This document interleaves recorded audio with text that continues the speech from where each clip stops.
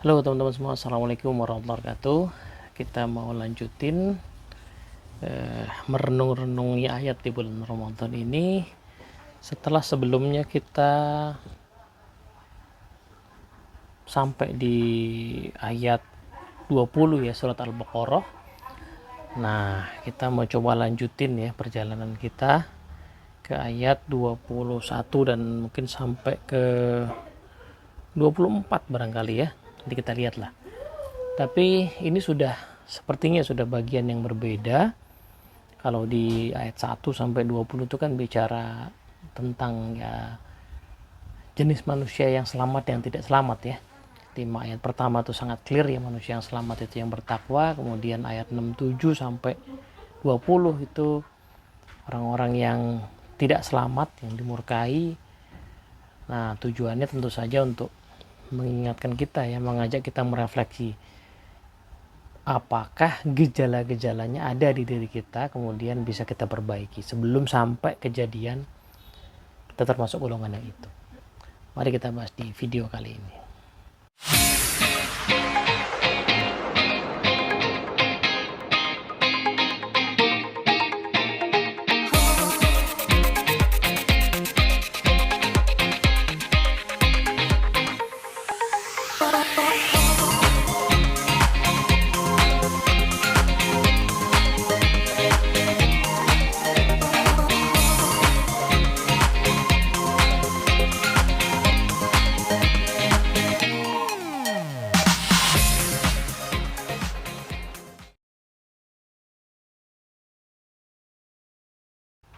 Oke, Assalamualaikum warahmatullahi wabarakatuh.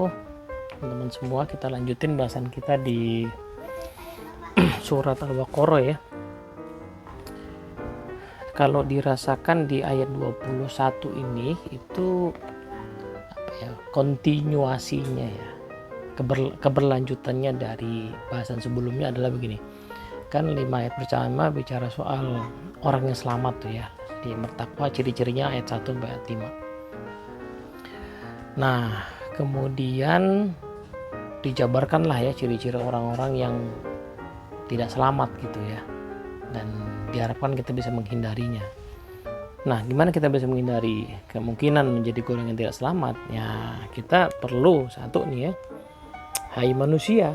Jadi ini menariknya Allah menyapa dengan manusia ini biasanya ya ayuhan nas, itu biasanya memang ditujukan untuk seluruh manusia. Jadi tidak hanya yang muslim saja, tetapi seluruh manusia yang membaca Quran ini, yang mendengar pesan-pesan Quran ini diharapkan untuk menyimak gitu ya. Hai manusia, sembahlah Tuhanmu yang telah menciptakanmu dan orang-orang sebelummu agar kamu bertakwa. Jadi begitu panjangnya penjabaran tentang manusia yang mungkin tidak selamat, maka kemudian berikutnya kan gimana supaya selamat, gimana masuk golongan yang awal, yaitu golongan bertakwa.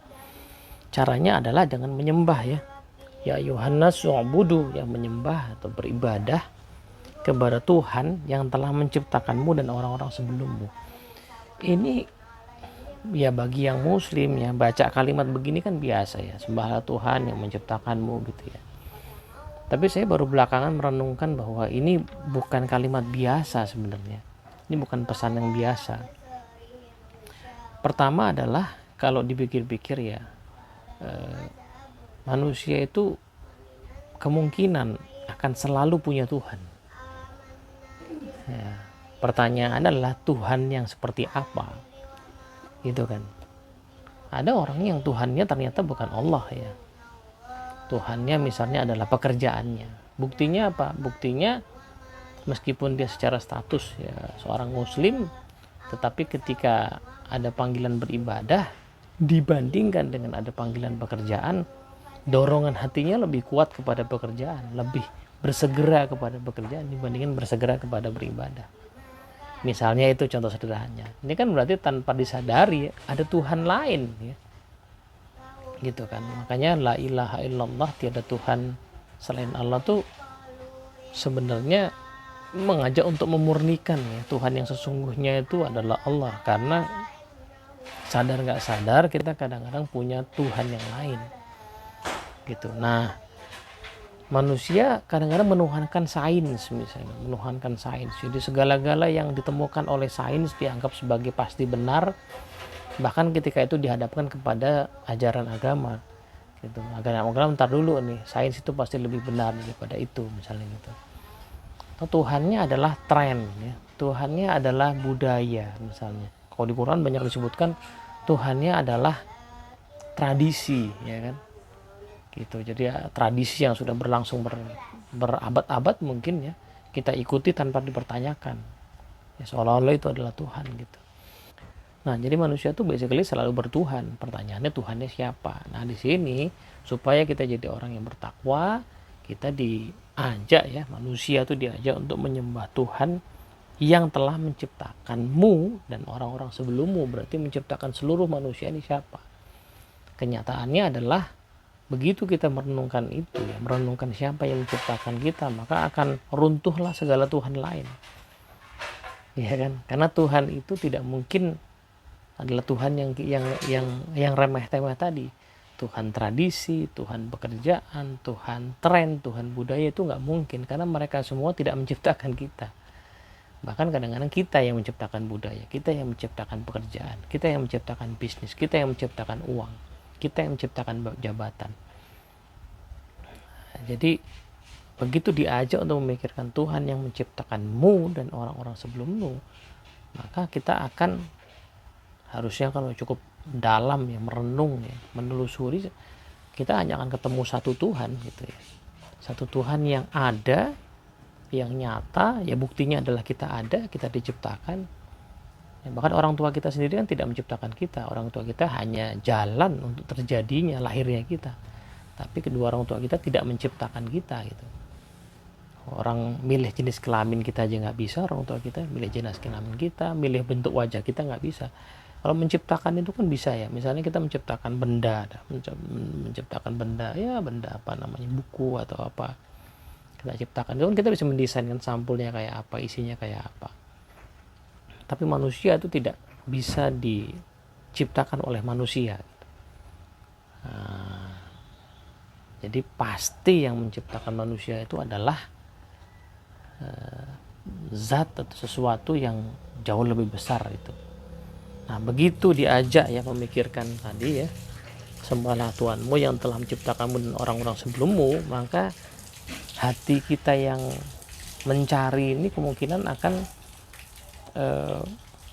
mulai menemukan titik terang untuk menjadi yang bertakwa. Ini berarti gede banget ini ya, akbar sekali yang menciptakan kita dan bahkan orang-orang sebelum kita ya. Sebanyak manusia yang ada sekarang dan sebelum kita itu yang menciptakan ada Tuhan gitu. Nah, dijabarkan lebih lanjut di sini kan, ingat ya, mungkin kalau di surat Al-Fatihah tuh kita sempat diskusi soal bagian awal Al-Fatihah itu kan bagian untuk bagaimana Allah memperkenalkan dirinya kan. Nah, di sini Allah memperkenalkan dirinya di ayat 21 sebagai Tuhan yang menciptakan gitu, ya kan. Dari situ aja kita langsung bisa kenal, oh iya juga ya, Tuhan yang menciptakan, siapa lagi kan, nggak mungkin sesama manusia gitu. Nah, Allah yang menjadikan bumi sebagai hamparan bagimu dan langit sebagai atap. Ini potongan ini luar biasa waktu kemarin saya coba merefleksi ya. Karena luar biasa begini. Pertama, Allah menyebutkan dirinya sebagai Allah ya. Jadi yang menjadikan bumi sebagai hamparan. Jadi bumi ini kan naik turun kan. Ada gunung, ada jurang, ada laut gitu ya. Tapi bumi ini menariknya diciptakan cukup banyak hamparannya, datarannya yang memungkinkan kita buat hidup. Ya, bayangin kalau bumi ini tidak ada datarnya, bumi ini naik semua gitu, curam semua atau laut semua, palung semua, jurang semua gitu ya. Nggak ada tempat datarnya, kita nggak bisa hidup atau akan sangat kesulitan untuk hidup. Nah, kita bisa hidup karena banyak area di bumi ini diciptakan sebagai hamparan gitu, sebagai tempat yang datar, kita bisa hidup di situ. Dan langit sebagai atap. Nah, ini menarik, langit sebagai atap. Atap itu kan kayak atap ruangan ini ya. Nah, padahal kan langit nggak begitu kan. Langit itu kan ya, kita melihat langit kemudian ada awan-awan, atapnya di mana? Nah, sains sudah mengajarkan kepada kita bahwa ya ini dataran gitu ya, bumi, lalu ini adalah area langit gitu yang di sini ada oksigen, di luar itu kita nggak bisa hidup kan, yang lapisan-lapisan langit itu loh, ya kan. Nah, di luar atmosfer itu kan kita nggak bisa hidup kan, kita harus pakai alat bantu ya, makanya astronot pakai alat bantu. Jadi kita bisa hidup tuh karena ada area tengah-tengah ini yang ada oksigen ini. Nah, jadi menarik sekali nih bagian pertama dari ayat 22 ini, menjadikan bumi sebagai hamparan dan langit sebagai atap, itu membuat ada sebuah space yang memungkinkan kita untuk kemudian bisa hidup gitu. Tanpa space itu, tanpa langit sebagai atap penutup, kita nggak bisa hidup karena nggak ada oksigen di situ. Nah, lebih lanjut juga Allah yang menurunkan air hujan dari langit, lalu Allah hasilkan dengan hujan itu buah-buahan sebagai rezeki untukmu. Jadi kita bayangkan ya, hujan itu kan seringkali kita anggap sebagai aduh repot ya, sebagai sebuah keadaan yang nggak menyenangkan gitu. Nah, tapi dipaketkan di sini penjelasannya, air hujan itu turun dan dari hujan itu dilahirkan buah-buahan sebagai rezeki. Jadi kalau kita pernah lihat satu video yang biasanya di syutingnya agak lama tapi kemudian dicepetin tuh, video ketika satu benih ditanam, bibit ditanam, kemudian dia memunculkan, menembus tanah, kemudian akhirnya jadi tanaman itu. Nah, itu kan hanya terjadi ketika ada air ya, ada hujan yang mengairi gitu. Nah, itulah yang memungkinkan kita kemudian mendapatkan buah-buahan dan itu menjadi rezeki bagi kita. Itu makanan yang gampang lah ya. Kalau makanan yang berupa hewan mesti kita tangkap lalu dipotong, misalnya dimasak. Tapi buah-buahan itu sesuatu yang sangat mudah tersedia, ada aja gitu di bumi ini ya, sebagai akibat dari proses ya tanah, ada hujan, kemudian akhirnya tumbuh buah-buahan itu. Nah, 2 poin penjelasan ini saja harusnya sudah cukup ya untuk mengembalikan kita tuh di bagian terakhir ya. Oleh karena itu janganlah kamu mengadakan tandingan bagi Allah padahal kamu mengetahui, jadi udah mengetahui seluruh fenomena tadi yang harusnya membuat kita berpikir siapa tuh yang mendatangkan hujan, siapa yang membuat langit, siapa yang membuat bumi gitu, siapa yang menciptakan kita. Itu harusnya sudah cukup membuat kita untuk tidak mengadakan Tuhan-Tuhan lain gitu. Nah, ini yang menarik kalau kita cermati, ada sempat saya singgung di video sebelumnya, kisah tentang Ashabul Kahfi yang menurut para ustadz itu tidak pernah bertemu Nabi ya. Jadi 7 pemuda itu nggak pernah bertemu Nabi, mereka hidup di masyarakat yang menyembah berhala dan lain sebagainya, tapi akal sehat mereka, refleksi mendalam mereka mendapati bahwa nggak mungkin Tuhan itu yang menjadi Tuhan kita. Pasti ada Tuhan yang lebih besar lagi gitu, karena Tuhan itu buatan kita sendiri kok gitu kan. Nah, pasti ada Tuhan lain. Nah, kegelisahan itu membuat mereka pergi dari masyarakatnya, ketemu, berkumpul, akhirnya mereka tinggal dalam gua itu kan. Mereka nggak kenal istilah Allah gitu, mereka nggak kenal Tuhan itu, nggak bertemu dengan risalah kok, cuman pencariannya spiritual mereka membuat mereka sampai kepada titik bahwa ini pasti yang Tuhan kita Tuhan yang nyiptain bumi, Tuhan kita Tuhan yang nyiptain manusia, Tuhan kita ini Tuhan yang menjatuhkan air dari langit kemudian membuat tumbuh-tumbuhan ini ada. Tuhan kita ini Tuhan yang menciptakan bumi dan langit, lalu kemudian tengah-tengahnya kita bisa hidup gitu. Nah, jadi ayat 22 ini sebenarnya sebuah perkenalan yang luar biasa ya, untuk kemudian kita bisa kembali menjadi orang yang bertakwa gitu. Nah, pada ayat yang ke-23, mungkin kan kita masih ragu-ragu ya, karena mungkin make sense-nya nih, mungkin manusia kadang suka bertanya kan, kita kan nggak berinteraksi langsung dengan Allah kan, dengan Tuhan. Kita berinteraksi dengan Tuhan melewati nabi kan, melewati nabi yang manusia biasa gitu. Kadang-kadang muncullah barangkali keraguan, dari mana kita tahu ya bahwa nabi ini bawa ayat yang beneran dari Tuhan gitu kan. Nah, maka Dijawab di sini kan, jika kamu meragukan Al-Quran yang kami turunkan kepada hamba kami, jadi kalau kamu ngelihat manusia, ya Nabi itu manusia, ragu beneran gak sih? Maka buatlah satu surah saja seperti Al-Quran. Ya coba buat aja kitab seperti Al-Quran. Lalu ajalah penolong-penolongmu selain Allah jika kamu benar. Buat Al-Quran, dan tantangan ini masih berlaku ya, buat Al-Quran, kemudian ajak orang untuk mengikuti gitu. Bisa nggak tuh? Ada sih dalam sejarah kita melihat manusia yang tulisannya itu menginspirasi orang, yang menggerakkan orang ada. Tetapi belum pernah ada yang efeknya seperti Quran. Maka Ustaz Tuman itu menjelaskan, buatlah satu surah saja seperti Quran itu bukan sekedar membuat tulisannya saja. Karena pernah ada usaha untuk itu. Jadi pernah ada usaha-usaha orang untuk meniru Quran gitu ya, bahkan dibuat bentuknya mirip sekali gitu. Tetapi pertanyaan adalah apakah buku itu kemudian bisa melahirkan dampak seperti Quran ya, 1400 tahun lebih, bahkan mampu mengubah sebuah peradaban dalam waktu 23 tahun saja gitu. Apakah sanggup ya bacaan atau tulisan itu mengubah? Nah, maka di ayat 24 ya, jika kamu tidak mampu membuatnya yang seperti itu tadi impactnya, dan pasti tidak akan mampu, karena yang bisa membuat itu pasti bukan manusia kan, maka takutlah pada api neraka yang bahan bakarnya manusia dan batu yang disiapkan bagi orang-orang kafir.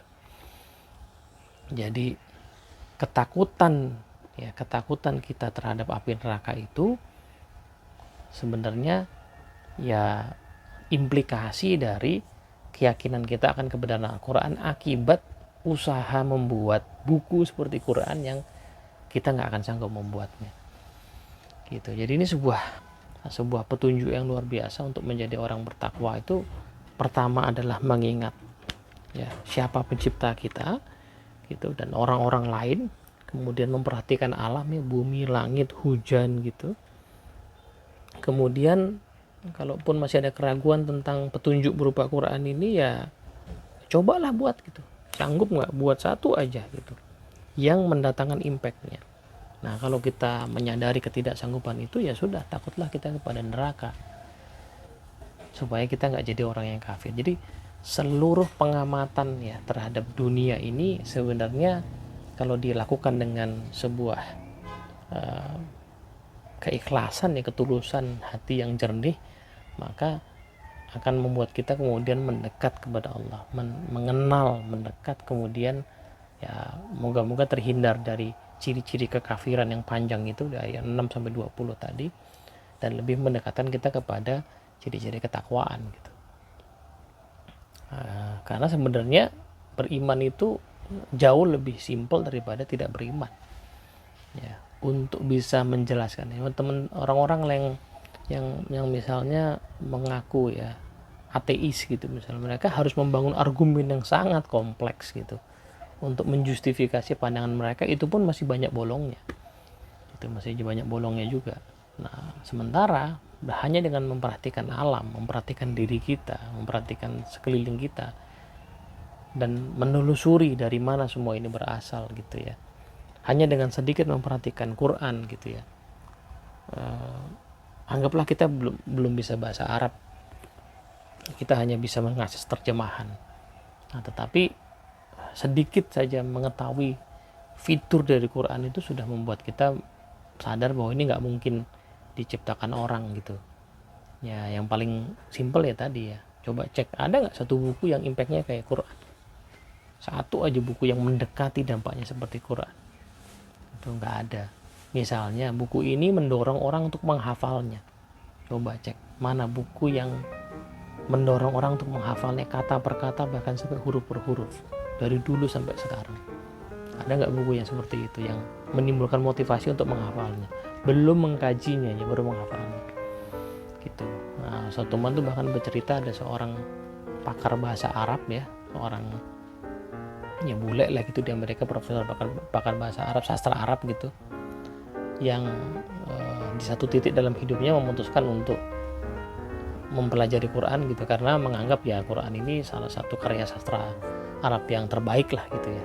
Dia tahu itu gitu kan. Kemudian didalami, menemukan banyak keajaiban gitu, dan masuk Islam sendiri tanpa ada orang yang mendakwahinya. Gitu. Manut Islam karena melihat sendiri keajaiban itu. Dia kebetulan punya kemampuan mengakses gitu, tapi kan tadi ya nggak ketemu sama syekh ustadz segala macam. Dia pure hanya mengakses Quran itu saja dengan kemampuan bahasa Arabnya dan menemukan banyak keajaiban, lalu akhirnya ya dapat hidayah gitu. Nah, mungkin kita nggak seperti dia ya yang punya kemampuan bahasa Arab, tapi sebenarnya memperhatikan diri kita, memperhatikan alam itu sebenarnya sudah memungkinkan untuk kita mendekat mengenal pada Allah dan menghindarkan kita dari ciri-ciri kekafiran. Begitu dulu, moga-moga manfaat. Assalamualaikum warahmatullahi wabarakatuh.